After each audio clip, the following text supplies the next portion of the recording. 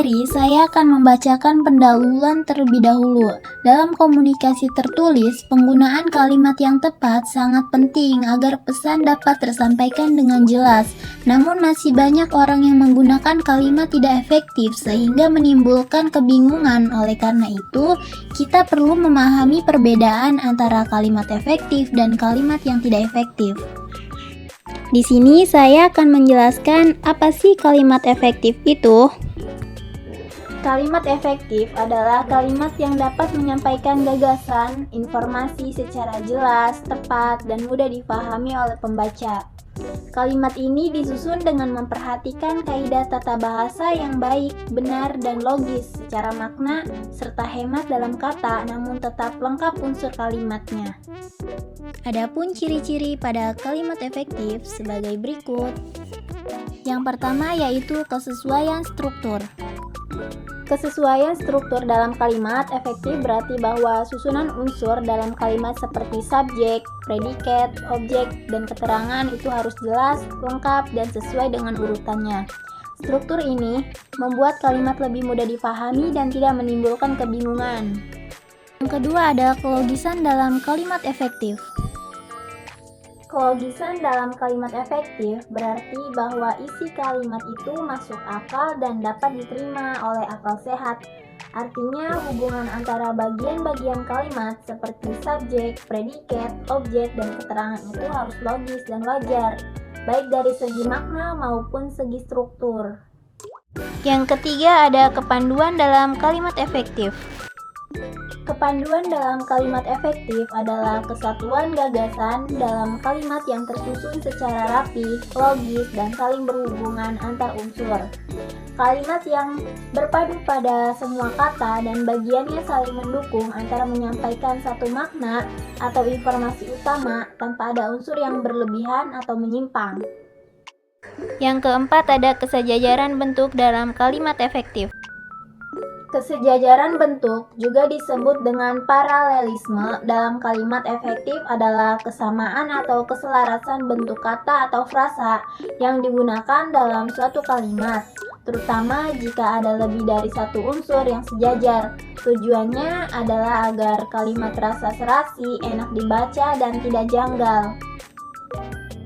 Yang kelima yaitu kehematan dalam kalimat efektif. Kehematan dalam kalimat efektif adalah penggunaan kata secara singkat, padat, dan tidak berlebihan, tanpa mengurangi makna yang ingin disampaikan. Kalimat ini dikatakan hemat jika tidak memakai kata-kata yang tidak perlu.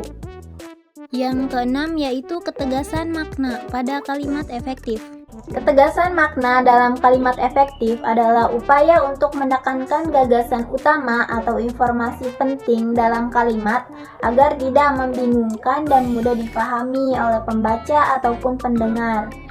Biasanya ketegasan ini dicapai dengan penempatan kata atau bagian penting pada posisi yang strategis seperti awal ataupun akhir kalimat. Di sini ada contoh pada kalimat efektif. Adapun contoh kalimat efektif, yang pertama itu ibu memasak sayur di dapur. Ibu itu sebagai subjek, memasak itu sebagai predikat, sayur itu sebagai objek, dan di dapur itu sebagai keterangan. Selain kalimat efektif, di sini juga ada kalimat yang tidak efektif. Apa itu kalimat tidak efektif? Mari kita simak. Kalimat tidak efektif yaitu kalimat yang tidak mampu menyampaikan pesan atau informasi dengan jelas dan tepat sasaran.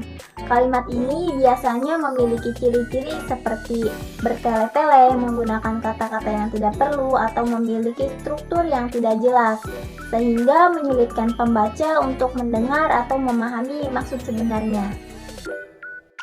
Adapun ciri-ciri pada kalimat yang tidak efektif.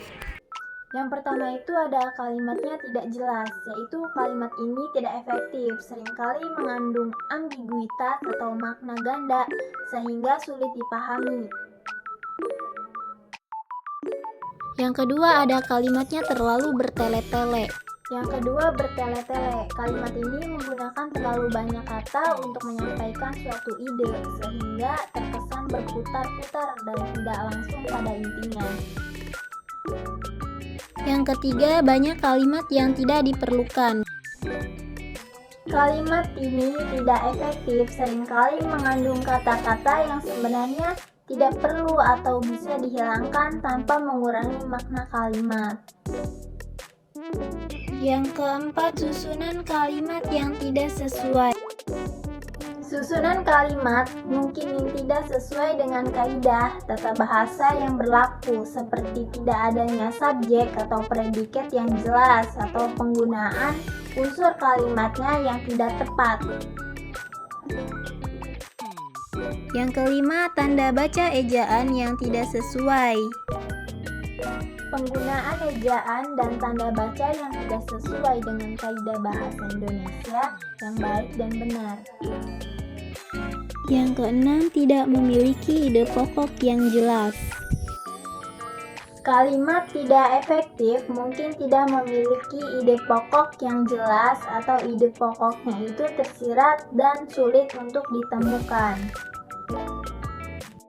Adapun contoh kalimat yang tidak efektif contohnya yaitu dia pergi ke pasar untuk membeli sayur-sayuran dan juga dia membeli buah-buahan di sana.